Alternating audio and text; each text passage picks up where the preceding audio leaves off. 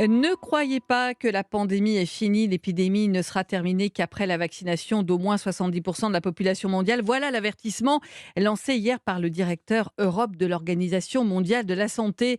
Bonjour, professeur Michel Kazatchkine. Bonjour. Ancien directeur de l'ONU-SIDA, vous êtes l'un des experts indépendants qui vient de rendre un rapport à l'occasion de la 74e Assemblée mondiale de la santé qui s'est ouverte virtuellement depuis lundi, organisée par l'OMS. Ce rapport, c'est évidemment sur la manière dont les États et l'Organisation mondiale de la santé ont géré cette crise totalement inédite. Mais avant de revenir sur les leçons à en tirer et le constat que vous avez porté, est-ce que vous partagez cette inquiétude du directeur Europe de l'OMS de penser que la pandémie est déjà derrière nous?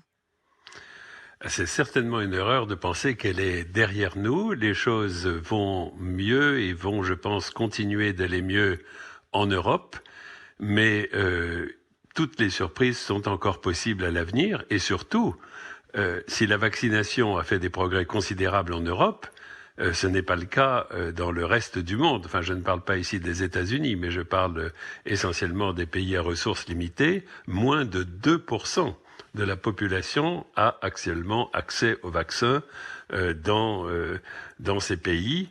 Et bien sûr, cela signifie que l'épidémie va continuer d'y progresser et que de nouveaux variants peuvent arriver, y compris des variants qui pourront échapper aux anticorps produits par les vaccins dont on dispose actuellement. Donc l'histoire est loin d'être terminée. Quand est-ce qu'on pourra dire, Michel Kazakhtine, que cette épidémie est finie? Je dis ça parce que vous avez été l'un de ceux qui avait été un expert mondialement reconnu justement de l'épidémie du sida. Donc, quand pourra-t-on dire que cette pandémie a sa fin? Alors, tout dépend de ce qu'on appelle la fin.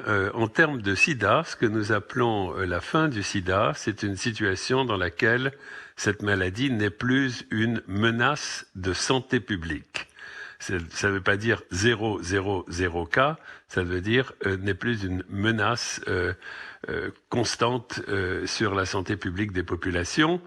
Je crois qu'au moment où nous parlons, il est encore impossible de donner une date en ce qui concerne la Covid-19, même si, comme je le disais il y a un instant, il est très probable qu'à la fin de l'été, au début de l'automne, la situation se sera considérablement améliorée dans les pays européens, en tout cas en Europe de l'Ouest.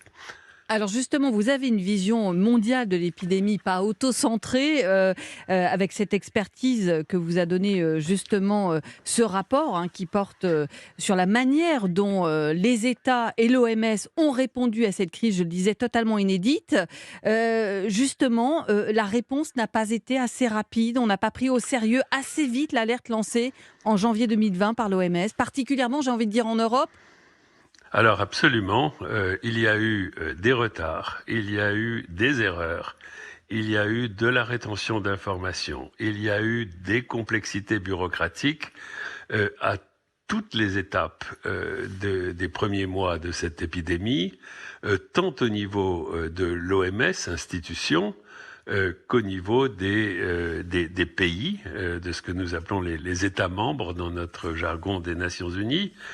Euh, Notre analyse est que du temps a été perdu en janvier entre le moment où l'OMS apprend le 31 décembre 2019 qu'il y a des cas de pneumonie liés à un nouvel agent à Wuhan en Chine et le 30 janvier qui est le jour où le directeur de l'OMS déclare qu'il y a une urgence sanitaire mondiale.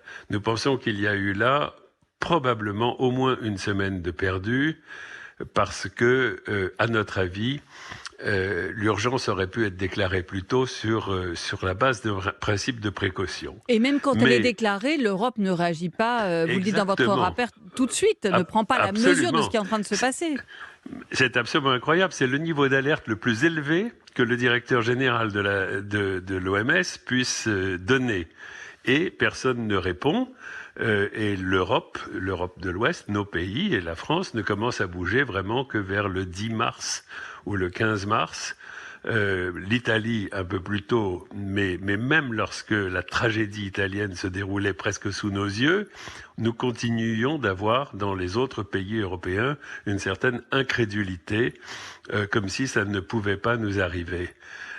Donc des retards majeurs, et dès lors que nous avons pris conscience de la réalité de cette pandémie dans nos pays, il était déjà trop tard pour mettre en place des stratégies de tests, recherche de contacts et isolement. Et nous étions submergés, la seule solution c'était le confinement. Par contre, dans les pays, un certain nombre de pays asiatiques comme la Corée du Sud, Taïwan, Singapour et la Chine elle-même, qui avaient connu le SARS, qui en avaient fait l'expérience, le SARS qui était une épidémie liée à un autre coronavirus, ces pays-là n'ont pas attendu. Dès les premières semaines de janvier, ils ont commencé à fabriquer, produire leurs tests diagnostiques, à tester, isoler, et ces pays n'ont pratiquement pas vu de mortalité. Et en Chine, il y a certainement eu un grand nombre de victimes, probablement plus que ce qui n'a été dit, mais l'épidémie a bien été arrêtée très tôt. Professeur Kazakhtine, je vais terminer avec une question sur la vaccination, justement, et les leçons à tirer par rapport à cette rapidité, ce retard à l'allumage. Est-ce que, et je reviens à ce qu'on disait au début, vous n'avez pas peur justement qu'il y ait un peu une vaccination à deux vitesses? Vous le disiez, 1% seulement de personnes vaccinées en Afrique, alors qu'on est à des taux qui dépassent évidemment, par exemple pour les États-Unis, presque 40% aujourd'hui. Et c'est pas ça le danger, justement? Ce décalage est très dangereux.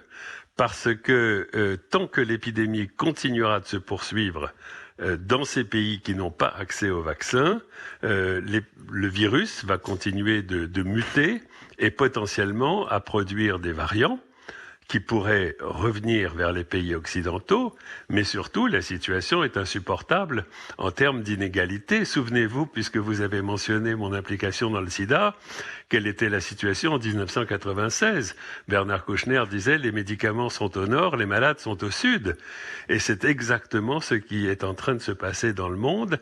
Vu de France, on ne se rend pas compte qu'au moment où nous parlons, l'épidémie n'a jamais été aussi grave et aussi importante qu'elle ne l'est aujourd'hui. Et ce, parce qu'elle est en Inde, elle est en Asie, elle est en Afrique, elle est en Amérique latine. Et quelque part, la complaisance s'installe assez rapidement dès lors que le danger s'éloigne chez nous. Merci beaucoup Michel Kazakhtine, je rappelle ancien ambassadeur chargé de la lutte contre le sida et les maladies transmissibles et de l'agence ONU-SIDA. Merci beaucoup d'avoir été avec nous ce midi sur Europe 1 avec ce rapport et on entend cette vigilance à laquelle vous appelez par rapport à l'épidémie qui est loin d'être terminée. Merci à vous.